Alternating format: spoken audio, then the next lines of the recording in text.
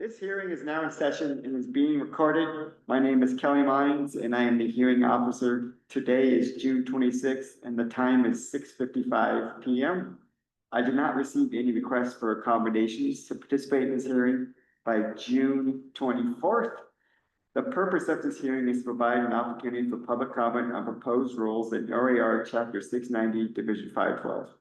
In addition to presenting oral comments at this hearing, anyone may submit written comments until 5 p.m. on August 7th, 2025, which is the close of public comment period. You may send comments to Kelly Mines, KELLYMEINZ at Oregon Water Resource Department, 725 Summer Street Northeast, Suite A, Salem, Oregon, 97301, or email WRD_DL_rule-coordinator@water.oregon.gov. Comments received after 5 p.m. on August 7th, 2025 will be reviewed or considered by the agency unless the agency decides to extend the public comment period for everyone. The department will not respond to questions during this hearing. After the close of public comment period, department personnel will prepare a staff report to the Water Resource Commission, which will be available from the department. I will now call those who signed up, starting with the first person, Nick Green. Great. Thank you for the opportunity to present for the record. My name is Nick Green. I'm the president of Catalyst Public Policy Advisors based out of John Day, Oregon. I am here representing city administration for the city of Burns, which is one of my clients. I do not speak for the city council, but I can speak on behalf of the city manager and city staff who asked me to attend tonight. I want to start out for the record thanking OWRD, their staff and consultants for the wonderful work they've done over many years to create what I feel and the city feels is good policy overall. The city is supportive of the objective to reduce water consumption and to restore balance from these proposed water conservation measures. That said, good data is good policy, and so I want to provide a couple of comments in addition to or prefacing written comments that we plan to provide ahead of the August 5th hearings. We'll try to get those to OWRD within the next couple of weeks.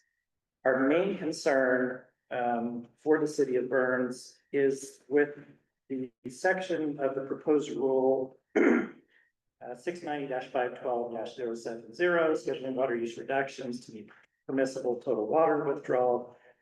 Subparagraph 4, which restricts municipal and quasi-municipal water rights to 110% of the greatest single year quantity reported in the preceding 6 years. In most cases, that rule will not impact growth within the city. We recognize that it was designed to allow for modest growth.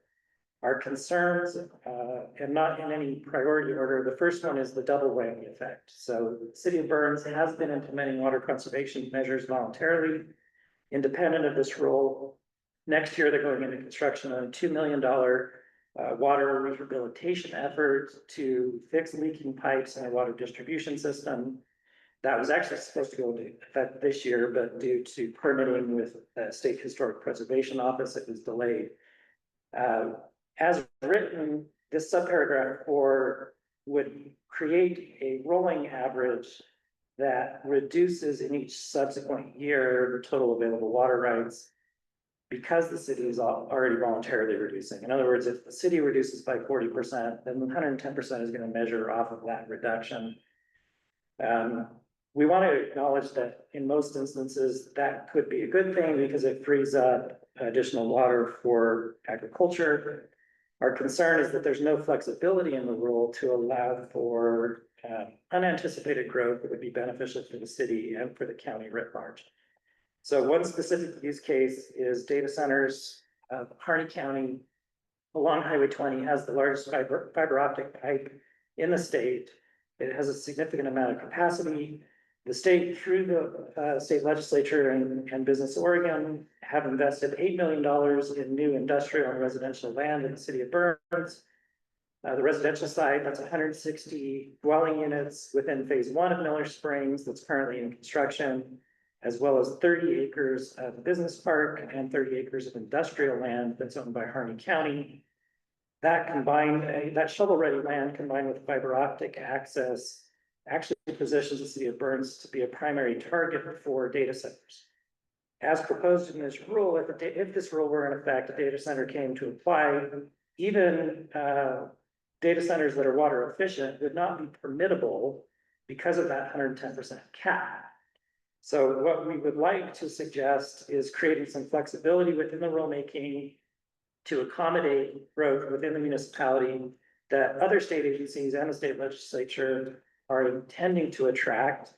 We also want to acknowledge that most state land use policy is designed to encourage growth within cities and to prohibit growth outside of cities. Specifically, numerous regulations that are administered by the Department of Land Conservation and Development restrict housing and industrial development outside of urban growth boundaries. For that reason, the state has allocated and deliberately allocated significant water rights to municipalities in excess of what most cities use to allow for and not prohibit growth within the urban growth boundaries. So this rule has the potential in certain instances and use cases to contravene or contradict other state policies intending to encourage growth. I also want to point out that at present, for municipal subdivision or industrial development, cities currently required to consult and permit with Oregon Health Authority, Department of Environmental Quality, Department of State Lands, State Historic Preservation Office, the city's own regulations, the county's regulations.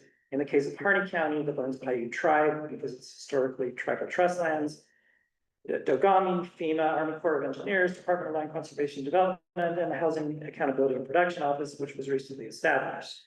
So OWRD in this role will become agency number 14 that we have to integrate across to ensure that we're meeting all of the various regulations.